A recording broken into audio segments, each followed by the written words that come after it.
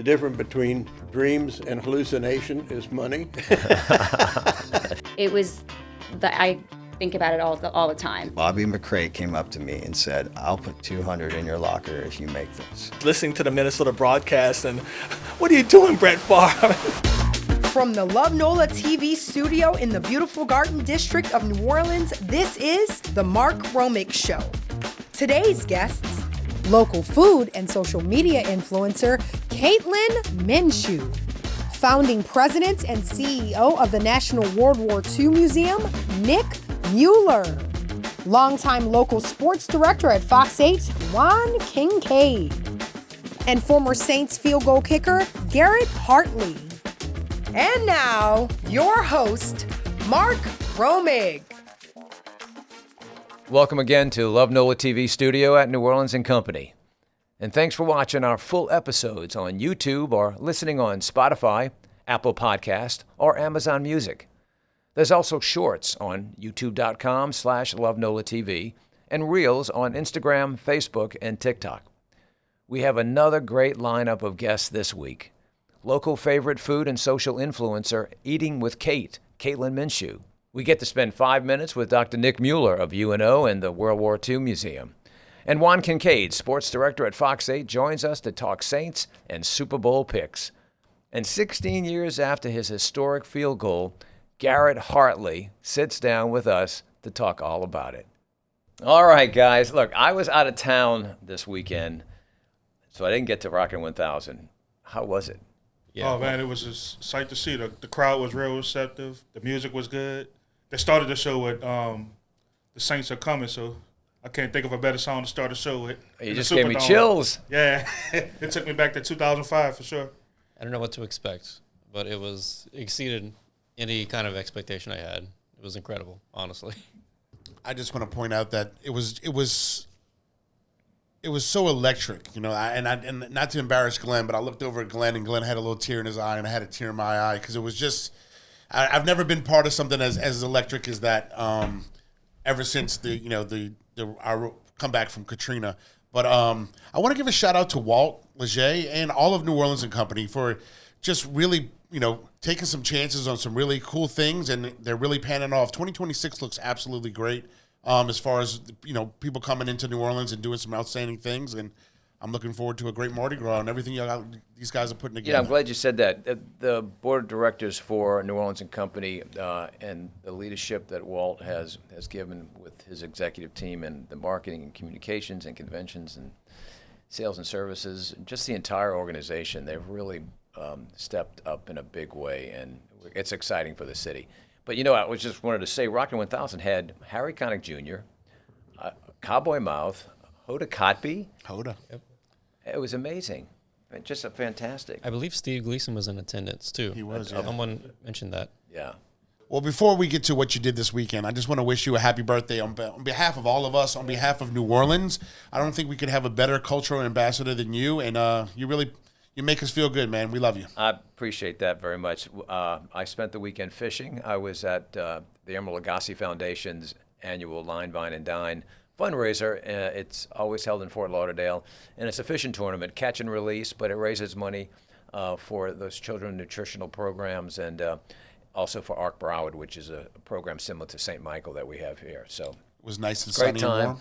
It was not warm at all. It was actually, I think it was as cold as it is here now in New Orleans. But, it was just nice. And Emeril does great work. We've talked to him about his foundation, so really cool, really nice. Boom. Well, happy birthday again to you, brother. Thank you very much. Appreciate it. I did get back in time to see the Grammys, and that was quite the show. Larry, you're the musician in residence here. What would you talk about there? As always, New Orleans is an embarrassment of riches when it comes to music, so we fared out pretty well. We have P.J. Morton won for Best Gospel Album, John Baptiste won for Best American Album, and Sullivan Fortner won for Best Instrumental Jazz, so New Orleans was well represented. We're all so represented at the Grammys, and it was a spectacular show, and I thought Trevor Noah did a great job. Oh, yeah, as always. Yeah. I believe this is his last year He hosting. kept saying that as he was trying to get Bad Bunny to come perform up on stage. Yeah. And, of course, Bad Bunny did a pretty good night with his awards, too. Yeah. It was really terrific. I think my favorite moment was probably Cher. I think she actually accidentally she was presented for best song, and Kendrick Lamar won for a song called Luther, but she thought it was Luther Vandross, so she's like, "Oh, Luther Vandross won it." And Luther's been passed away for a few years now. So but much going on. Yeah. Well, all right, Cal, are we ready to go? I believe so. Let's do it. Let's go.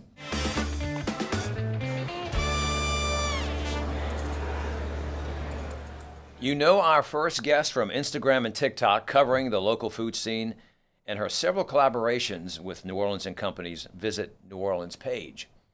Eating with Kate Minshew. Welcome to On the Table, sponsored by Blue Runner Foods. Caitlin, how you doing? Good to see you. Doing great. Thank you so much for having me. I appreciate it. And you're a New Orleans native, and you graduated from Ursuline, so I had to plug that in there for you.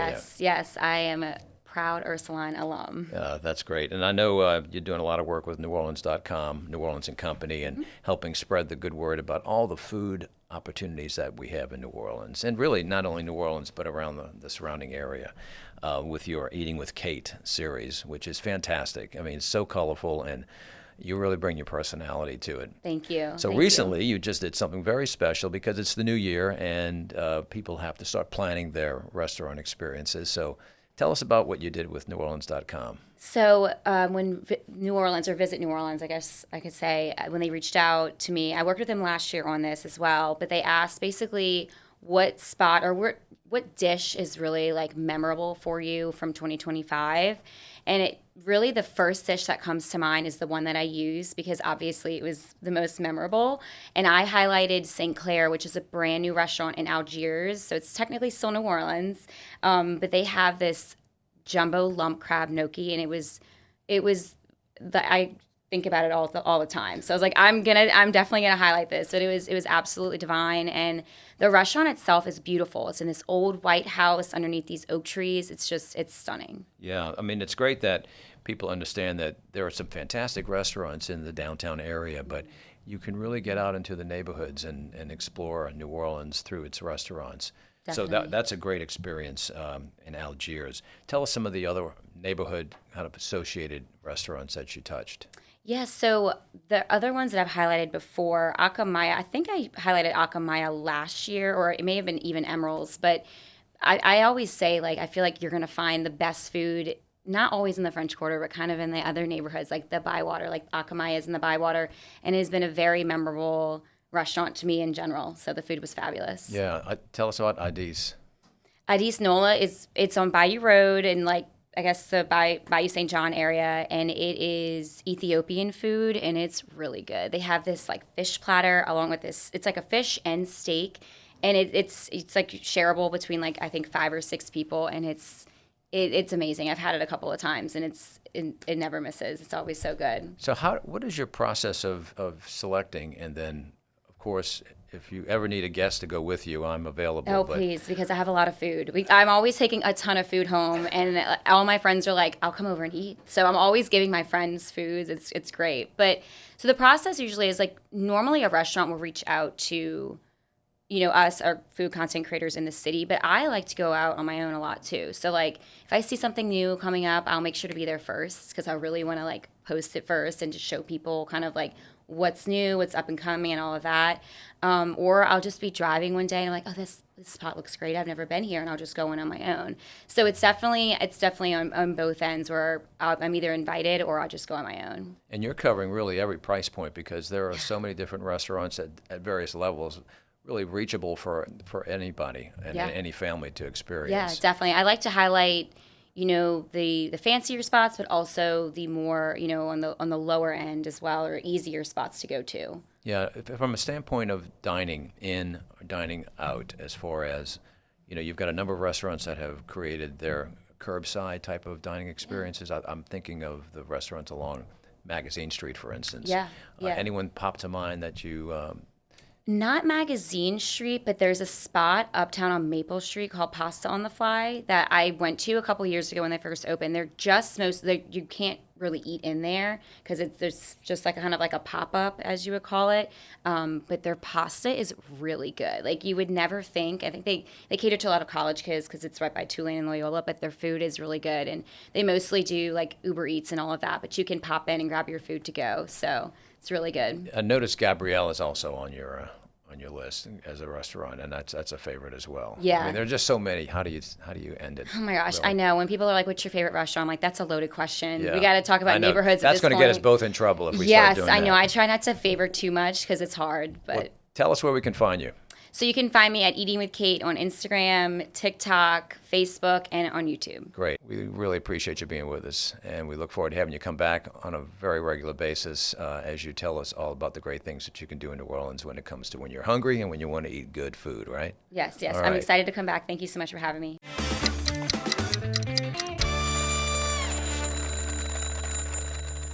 We have a new segment that we're beginning this week.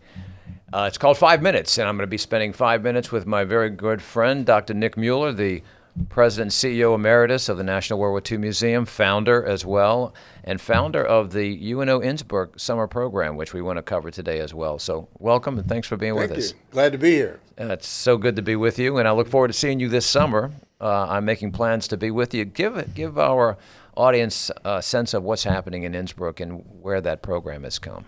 Well, this is a summer school from the University of New Orleans that I founded in 1976, so it tells you how old I am 50 years ago. So we're having the 50th anniversary of the summer school, and Lieutenant Governor is going to be there. He was a former alum of the program in the 80s. Many others, families and parents here of the city, as well as now grown adults, are in their 40s or 50s or Right. 60s.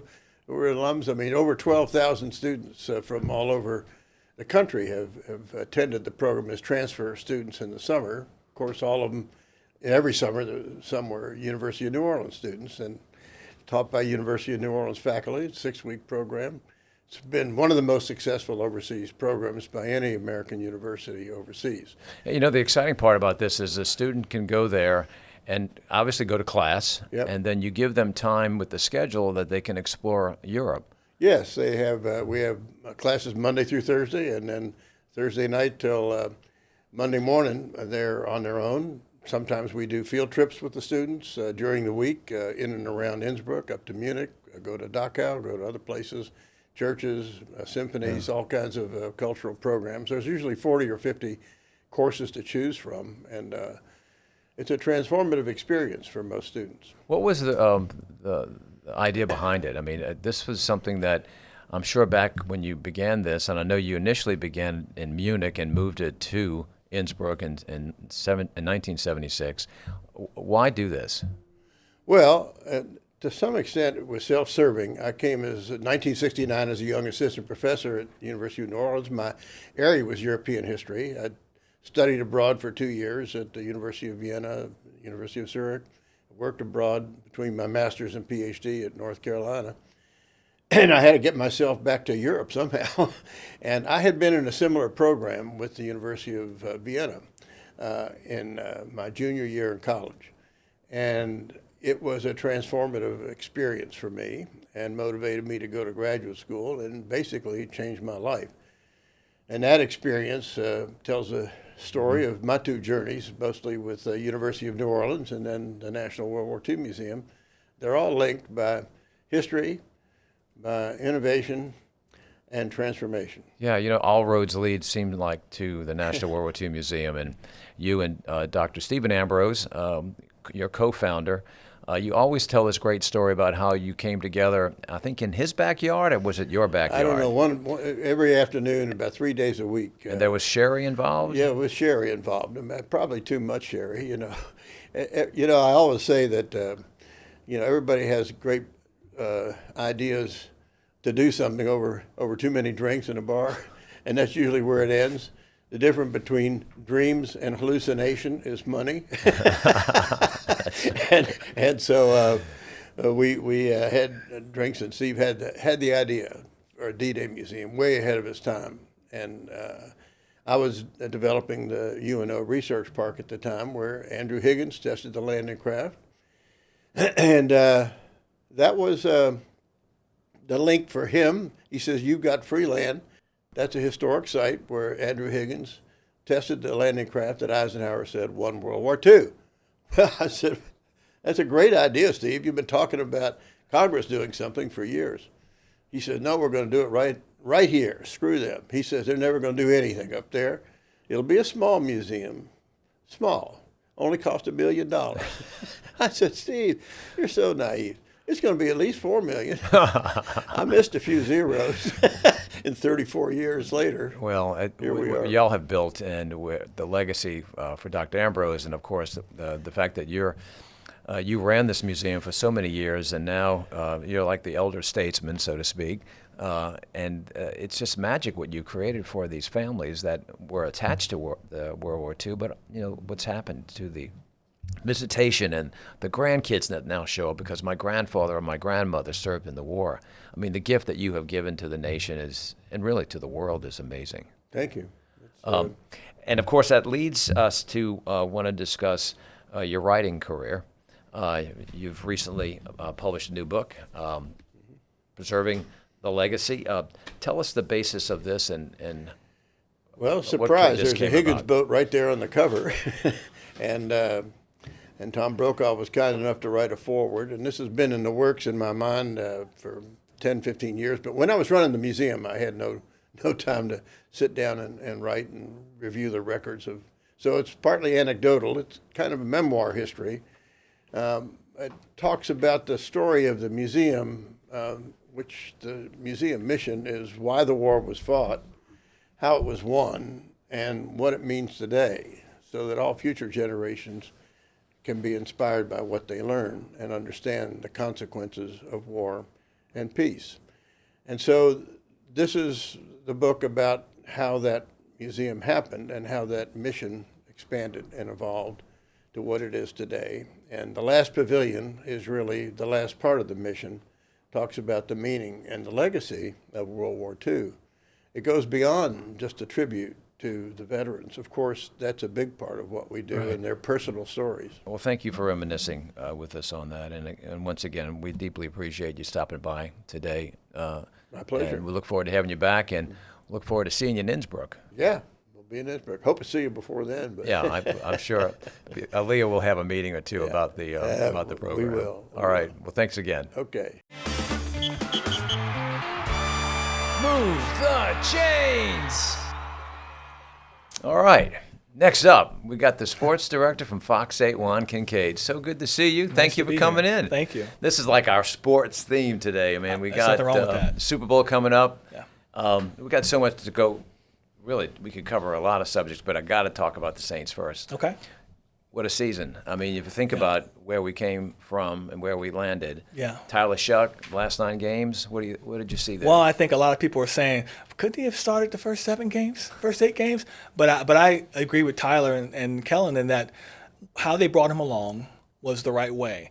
Him being able to do scout team quarterback for the first 8-9 weeks of practice and really go back to when he came in for rookie camp and all that. That's a great point. That prepared him for when he came in with 9 games to go and was a guy that did not look like he was out of his moment. That didn't look like he was new to it all. Wasn't pressured. I mean, there were a couple of games where he didn't have great games, but it always reminded me a little bit of Drew Brees when you go back to think about when Drew came here. It felt like he was calm in the pocket, had good presence, and you felt like you still had a chance to win football games. It's what I think this franchise is trying to get back to, having that quarterback back there. It makes you think no matter what game we go into, no matter how much we're the underdog, we have a chance. There's that confidence. Because you got that confidence in the quarterback, Yeah. and I think he exudes confidence when he walks around. You sense that the team is feeling that as well. Absolutely. Yeah. I mean, you listen to the players in the locker room. When he came in, got his first win, and then ran off four in a row in the month of December, and guys were just constantly saying, Tyler's he's not lost in all this. He's very present. Yeah. And if you've got it, I've always said, and I remember before Drew Brees retired, people would come to me and say, it's time for Drew to go. He doesn't have it in him anymore. I was like, you know what? You look at the one thing all these teams that don't make the playoffs have in common. What is it? They don't have a quarterback. There are teams that can't get a quarterback. You think about the Clevelands and the Jets and teams like that. And so now we're understanding clearly how difficult it is to win football games if you don't have a guy under center that's competent. Right. It's not that's going to win more games than he loses games. That leadership is so important. Yeah, it's extremely important. You know, and then the defense wound up being number 9 Yeah. ranked. I mean, I think when the season began, we thought if they can be mid-teens, we'd be happy with that and see what we can do on offense. But that defense was lights out. Yeah. That defense kept this team in a lot of games and gave the offense a chance to come around when they had slow starts. yeah. So defense, Cam Jordan, Demario Davis. What do you see happening there? I don't know. You know, I talked to Cam last week, and he has already said he's not going to give this franchise a hometown discount again. It's not going to happen. And I don't think he should because you're coming off a 10.5 sack season. First double-digit sack season was since 2021 for him. He's looking like a guy he's kind of rejuvenated himself a little bit and made himself more valuable to teams that may be looking for that piece that they can get them over the top. And I just hope the Saints approach him and say, you know what, let's give him a little bit more money because I think he deserves it. Mickey said it a couple years ago, Cam can play here as long as Cam wants to play here. Well, Cam's already said he wants to stay here in black and gold. But to me, when you get to be in the league for so long, you got to start asking the questions. I'm at the end of my career. I know there's less years to play than more years to play. Do I want to remain loyal to the franchise I've been with all these years, or do I want to find a team I can win a Super Bowl with? Possibility. Saints aren't getting to the Super Bowl next year. We don't think. They've still got some work to do. Does Cam want to chase that ring somewhere else?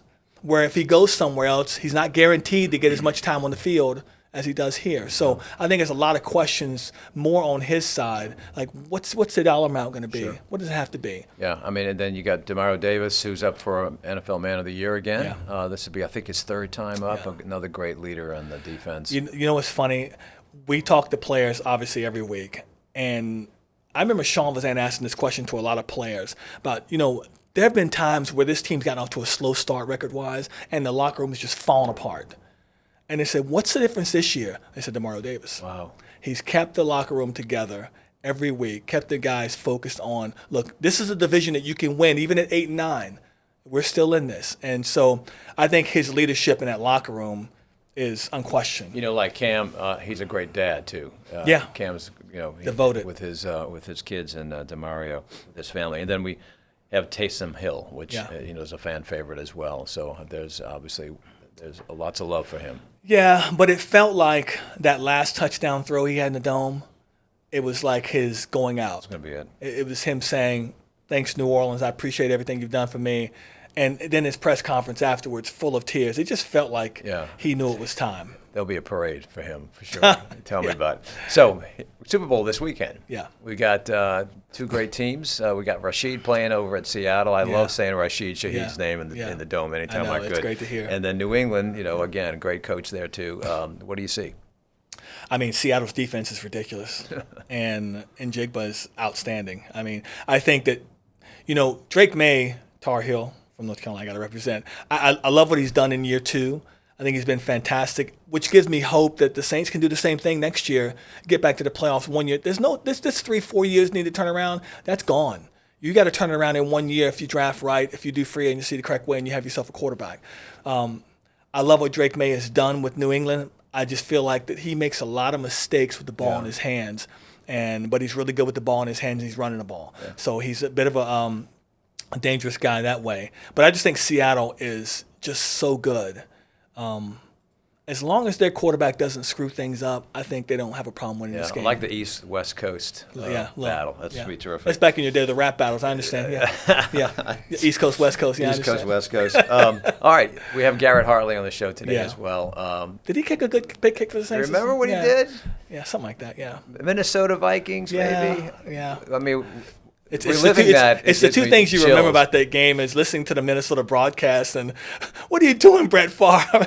and then Garrett coming on and Sean just saying you're built for this. And, I mean, listen, 30 years from now when kids that watch that game are talking to their kids, they're going to say the Garrett Hartley kick put us in the Super Bowl. It's when pigs flew, hell froze over, They were showing the game yesterday on, they were rewinding games, and that came up, and it just Yeah. it chills that you get. And Well, he to kicked me- 3 in the Super Bowl too. Well, to me, 3 it's field goals. it's one of the 3 biggest plays in this franchise's history since I've been here. The first, obviously, being Katrina, opening it back up after Katrina. No game bigger than that, including Super Bowl, than Garrett's kicking in the Super Bowl. I mean, to me, those are my big 3 of 25 years of working in this market, and I would challenge anybody to give me 3 bigger ones than that, because those are the things when you think about this franchise and its most successful times. Those are the 3 things I think about. Yeah. You know, getting that dome back open and how emotional that was, and playing the Falcons. I remember talking to Michael Vick and in the locker room after the game, and he was just like, he said, you know what, we just knew we weren't going to win this game. He said, but there was too many things that we're going against in this game, and you could just see it on his face. He was very sincere about it, and that game to me just stands out as the best thing I've ever covered. Well, that's a story in itself too. You know, what Steve Gleason means to this city, Absolutely. and how he Absolutely. he was a hero anyway, but he became Legend. Became a legend there. Yeah.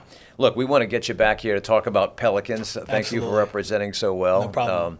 I know you've been covering that team for a long time, and you've got some great insight there. Yeah, covered them before they came here when they were in Charlotte. I used to work in Columbia, South Carolina. I covered them there too. So yeah. Well, it'd be great to sit down with you and as the season gets into it a little bit further. But thank you for being on the show. My pleasure. Particularly the Super Bowl week show. Yeah. And great work that you do at Fox 8. Thank you. Hopefully next year we're talking about the Saints being in the Super Bowl. It'd be nice. I like that spirit. I'll go with that. Yeah. Juan, thank you very much. Thank you.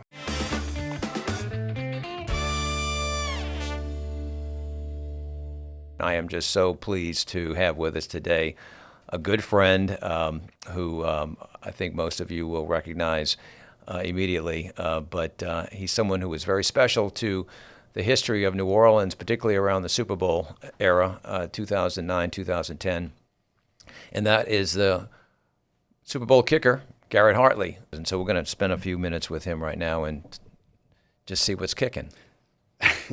So to speak. Yeah. Just let's get the show started with the pun. But no, Mark, happy to be here. Love what you're doing now. Plus the logo is it's pretty sweet. Yeah, well, as long as I keep the silver hair, it'll work, right? Hey man, I think mine's coming in fast. So, again, we could talk about so many things, and I do want to discuss with you what you're doing presently. But tell us what got you involved in football in general. I know you came out of Texas. Grew up in Texas, but you went across state to another school. Right. So I grew up my whole life playing soccer, actually, and I was fairly good at it. But I had an opportunity to potentially go to college for soccer, and as a freshman, I was blessed to be starting on varsity. And we just moved from Keller to South Lake, and so it was a chance for me to play with my older brother and my friends there. And I was the starting running back on the freshman football team. That's how you make friends in Texas. You play football. And well, me, I was the same size I am now when I was 14. And so my dad put a stop to that rather quickly. He said, absolutely not. You can just kick. And I'm like, Dad, if they're just going to make fun of me. And he said, I don't care. It's not worth it. And there I was out there at 14, hitting 55, 60-yard field goals, kind of messing around, and started to stop some guys and coaches saying, hey, you might have a future at this. And, by the end of my junior year, I had a full commitment to the University of Oklahoma. Wow. So it starts there. And then, of course, you finish Oklahoma. And did you have professional ranks in your goal as a life achievement? I think every little kid has that goal. I remember, just kind of like screwing the football down in the grass and then, kicking it over the street in between two trees and trying not to take out the window. But initially, I wasn't really sure, and then started to get pretty serious the summer between my sophomore and junior year, and went out there and had a pretty good year. Was up. I think I was a finalist that year for the Groza. So started to kind of turn some heads, and not a lot of attempts my senior year, and maybe that's why. But after that, I knew I would have a chance to go pro. That's great. And it's our fortune that New Orleans was able to have you on the team, because we've relived, I'm sure, in many conversations about what happened playing Minnesota and kicking our way into the Super Bowl, which you were responsible for. Certainly, picked a good day to be right on that one. That's right. That's good. Speaking of the Saints, I have to ask you, what do you think the Saints mean to the city of New Orleans? From my tenure, it's a sign of hope. It's for the community, especially, when they came back with Sean and Drew in 2006 after Katrina. And I wasn't here for that, but obviously going back and watching the documentaries and things, this team gave the city and all the Saints fans throughout the country, and even if you weren't fans of the team, but respecting on what they went through and how uplifting they were to helping get this community back together again. Yeah, very special. All right, let's shift off football for a moment. Uh-oh. No, it's all good. From a standpoint of just Garrett Hartley, the gentleman, the family man, what do you do to relax? I mean, I think people always want to know, here's a professional football player. What do they do in their spare time? What is it that keeps you kind of enthusiastic about life? Well, I mean, right now it's definitely the golf game, and far and few times if I get to hunt anymore. That was kind of my stress release when I was playing. Not hunting, but just going out there, and I've been shooting guns since an early age, and I love that you can always get better. Yeah, I bet. So you have guests coming in and out of the city all the time, I'm sure, family and friends. What's your typical thing you advise them to do when they're in New Orleans? What are the top things that you'd like them to see or eat? Well, the eating part kind of comes easy, and I know I'm not as well vested as Kate, but I just tell them that there's really no place that you can go that's going to be disappointing here in New Orleans. Just don't go to a chain restaurant here. Go to places that you can't experience back home. And very fortunate, we have, R&O's close to my house, and all the way to, you come downtown and just a lot of, whether it's, Emeralds, or now you're getting into some of the boutique restaurants. You can't go wrong. Yeah. Think about, you mentioned R&O's in the Bucktown area. That's what's so great about New Orleans, that there are restaurants in every neighborhood and, right, and every price point. Tell us what you're doing now. What keeps Garrett Hartley busy?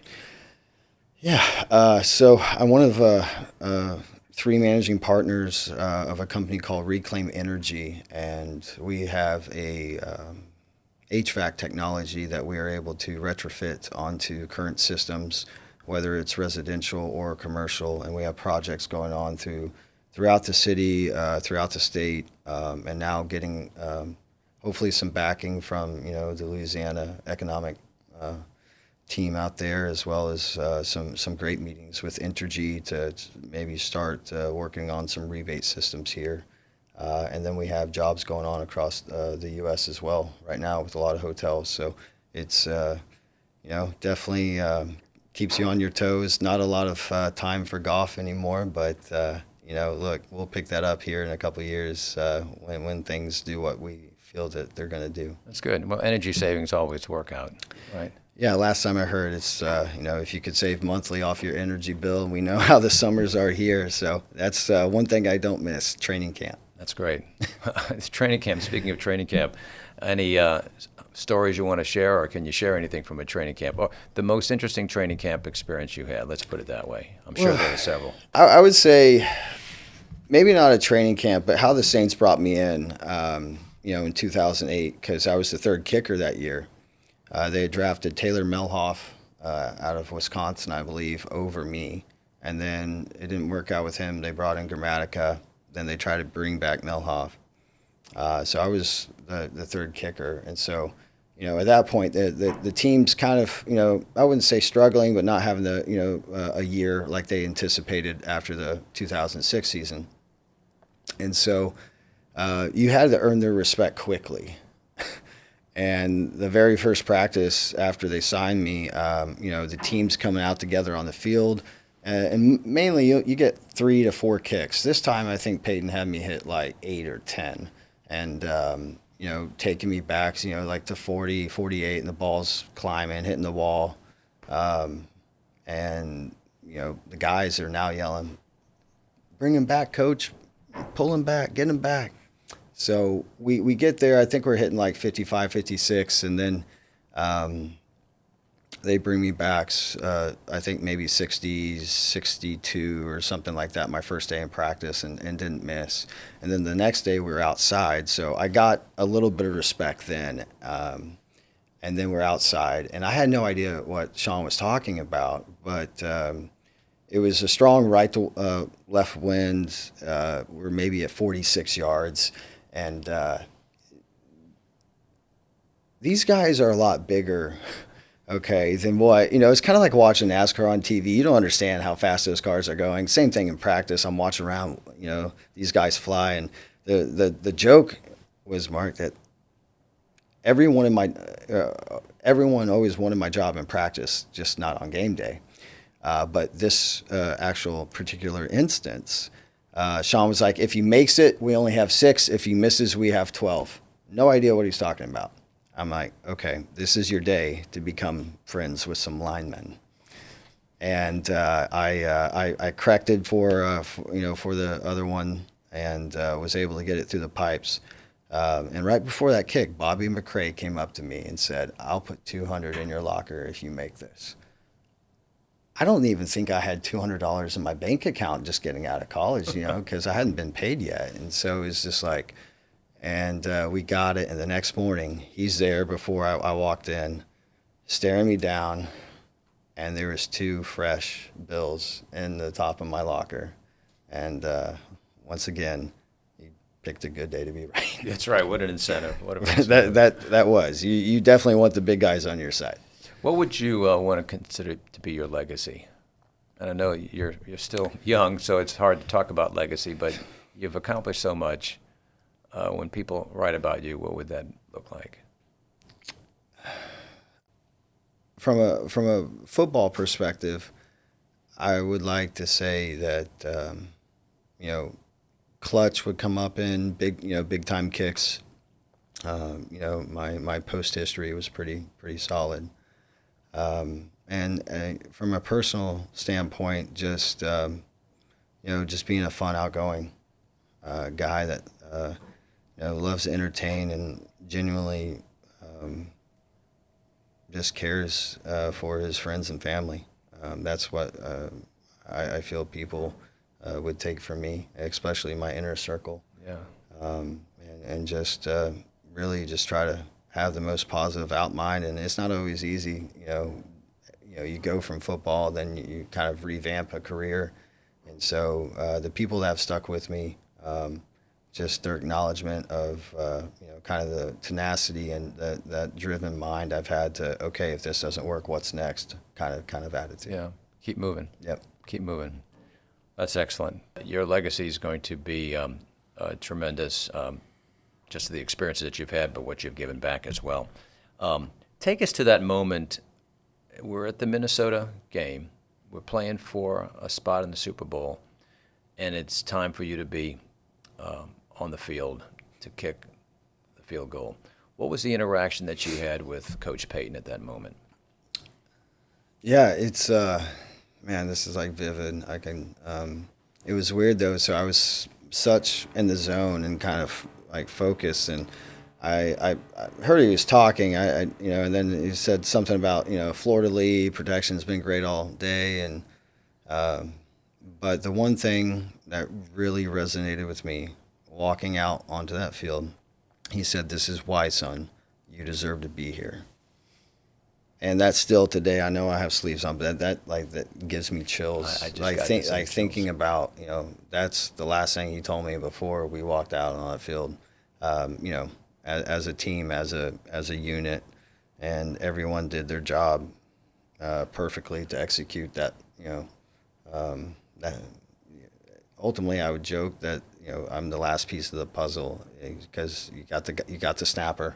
It all starts with him. You have the protection. Obviously, Burnell held that thing perfect, and it came off my foot. And I don't know if you grew up playing baseball, man.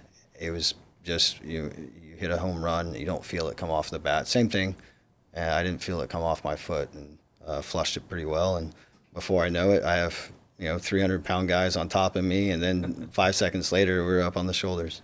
It was amazing. I happened to be fortunate to be sitting in the stands that day, and the tears that flowed from everyone. It was amazing, the gift that was given to the city that day by you and the rest of the team. Yeah, it's always fun to see a grown man still come up to me and say, "You made me cry back when." And to this very day, when someone thinks about that moment, those same chills occur. It's amazing. All right, let's bring this home with this last question. In 5 words or less, why do you love New Orleans? The way the city cares. That's beautiful. That works. The way the city cares. Thank you. Garrett, thank you very much for being with us today. Appreciate it. As always, look forward to the next breakfast outing. Yes, let's go have a breakfast at our usual place. Absolutely. Which is Betsy's, by the way, on Canal Street. Thank you again, and we look forward to seeing you do some more great things around the community. Certainly excited, and here shortly we'll be in a position to really start being able to get back. Great. All right, y'all. Thank y'all very much for listening in to Garrett Hartley, the great kicker from the New Orleans Saints, a great man, great human. Thanks. This week in New Orleans. Now it's time for April Dupree with This Week in NOLA. Thanks, Mark. Here's a lineup of all kinds of things to do this week in New Orleans. Let's start with some parade eats. If you're planning a full day on the routes, pre-ordering is totally the move. Kosher Butcher is offering a Mardi Gras float package built to feed a crowd with fried chicken, jambalaya, sides, sandwiches, and zapped chips. It may be meant for float goers, but it works just as well for your sidewalk and neutral ground crews. At Francolini's, you can stock up on parade-friendly favorites like sandwich platters, twice-baked potato bites, king cake focaccia, and mini cannolis. On Magazine Street, Gree Gree To Go Go is going big. With finger sandwiches, wings, gumbo, po' boys, and more, you're looking at a day of zero stress and full bellies. If you'd rather dine out on the route, you've got options. Superior Seafood is always a solid stop for frozen drinks and raw oysters. Tito's Ceviche in Pisco serves up ceviche, fried yuca, and picarones. And let's be real, it's not a proper parade day without fried chicken. Raising Cane's is conveniently located right on the routes, and not far away is the Carnival OG, Popeyes. Need we say more? If you need a break from the routes or just want to switch things up a little, there is a new experience in town worth checking out. Zero Latency VR is a totally fully immersive, free-roaming virtual reality experience where up to 8 players move through massive digital worlds together. No wires, no backpacks, and no experience required. Choose from adventures like Space Marine VR, Undead Arena, or a haunted experience that feels very on brand for New Orleans. After all that action, you're gonna want a drink. For a pick-me-up, stop by Mr. Wolf Espresso and Books or French Truck Coffee. Just across the street from French Truck is Barrel Proof, a neighborhood favorite with an impressive bourbon selection plus a solid happy hour. For something brewed a little differently, check out Courtyard Brewery. And from cocktails to mocktails, the Rusty Nail and Sidecar Patio and Oyster Bar have you covered. With parades rolling all week long, you're sure to catch a good time. Weekend parades kick off on Friday, starting with Ocean, followed by the crew of Cleopatra. Saturday is stacked with the crew of Pontchartrain, Legion of Mars, Choctaw, Ferret, Spartan Society, and Pygmalion. Sunday closes out strong uptown with Femme Fatale, crew of Carrollton, and King Arthur Merlin. Meanwhile, in the French Quarter, you can catch the most possum parade of them all, crew of Barkus. For more places to eat, drink, and play this week in New Orleans, visit neworleans.com. Back to you, Mark. Thanks, April. Gentlemen, are we parading this week? Well, my fiance has an art market on St. Claude this Saturday, so I'm sure I'll find my way to one of them somehow. Oh, you'll find a parade, I'm sure. Pooch? I actually will be boiling crawfish for every parade uptown at Lufu, so come see us. What time do you start, sir? I will get there. Probably going to get there every day for 6 a.m., no matter if it's a nighttime parade or daytime parade. But we'll probably start serving around 10 for the daytime, and then nighttime probably about 3. All right. But come see us. I'll be seeing you. Gotcha. Larry. Yeah, I'm having a little FOMO from last week. I missed the parades last week, so hopefully I could get out there this weekend. You have a favorite? Out of the parades this weekend Yeah. all together. This week, yeah. Um, Isn't Tyler Shough on? oh yeah, Pygmalion. Yeah, that should be Yeah. a good one. Yeah, catch a couple of beats from Tyler Shough. That's fantastic. All right, I need your Super Bowl picks. Seattle, Seattle for Cal. 100%. I'm a Seattle man myself. Pooch is Seattle. Yeah, it pains me to say it, but I'm gonna have to go with the Seahawks. Going Seattle. You know, Yeah. because I love Rashid Shaheed, I'm going with Yeah. Seattle as well. Well, we'll see how we do. We'll pick this up next week and compare notes. Yep. Very good. Hoping for the best. All right, now let's just take it home. This is Positively New Orleans.